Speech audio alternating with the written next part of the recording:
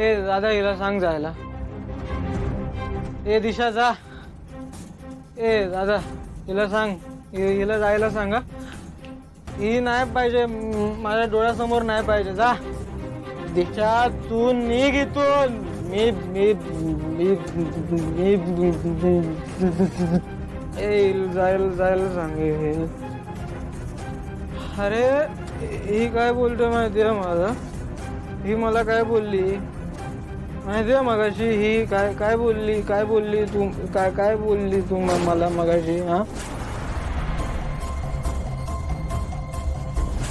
ही मला म्हणते ही उद्याच लक्ष्मीपूजन मला करायचंय.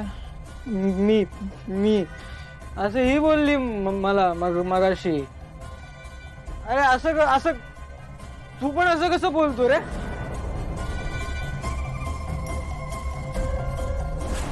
मला सांग,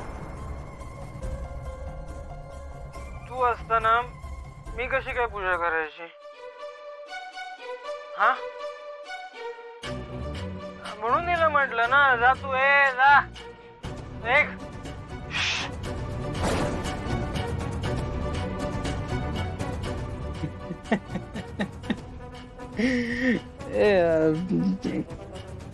आपण नाही ऐकायचं तिचं पण नाही ऐकायचं.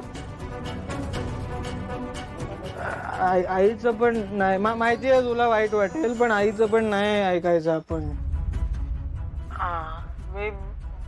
मला ना जरा गरगरतंय. आई वाईट आहे दादा, फक्त ना माझं जरा आता डोकं गरगरतंय खूप. मी इकडे बसतो, तू घे पाणी वगैरे घे. हा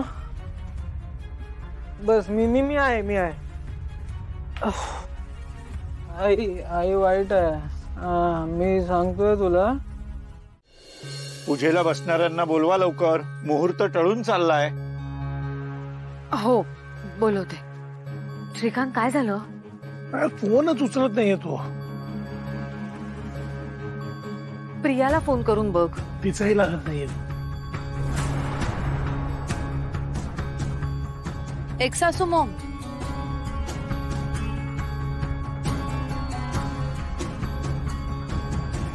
मला खरं तर तुम्हाला हे सांगायचं नव्हतं, पण आता नाईलाज म्हणून सांगते.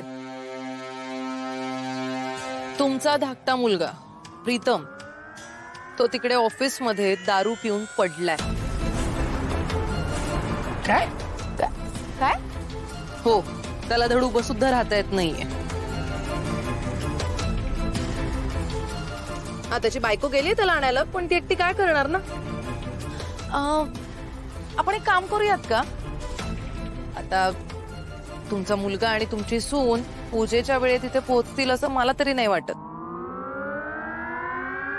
मग या घरची सून या नात्याने मीच बसते या पूजेला. ईशा, मुहूर्त टळायला नको म्हणून म्हणते मी. मुहूर्त इम्पॉर्टंट आहे ना.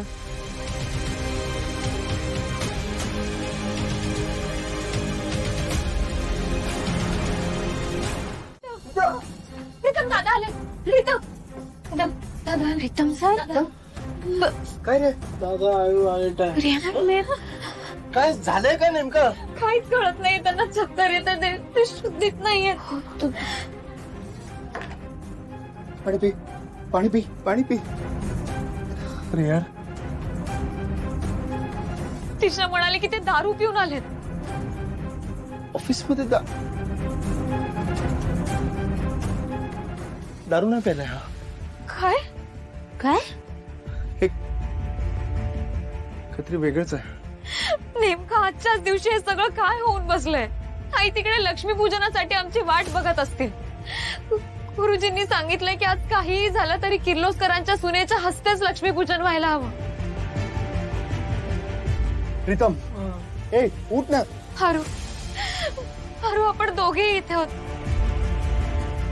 या संधीचा गैरफायदा घेऊन दिशा तर पूजेला बसणार नाही ना.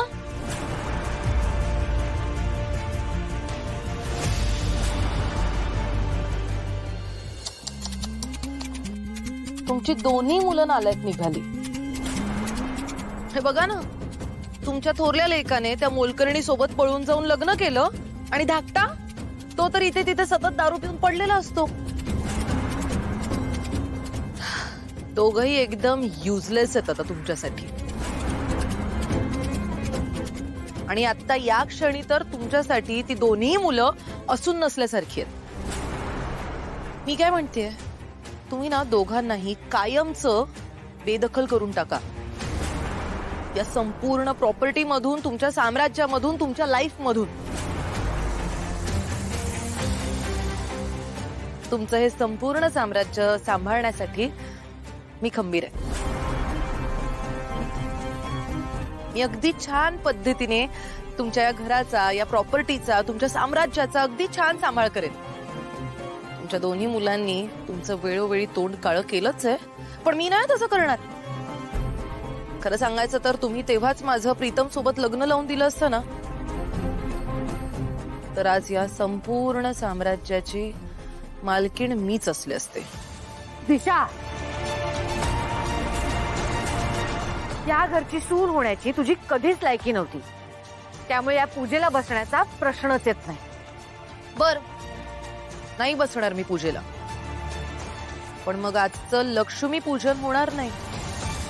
तुमची इतक्या वर्षांची किर्लोस्करांची परंपरा मोडीत निघणार.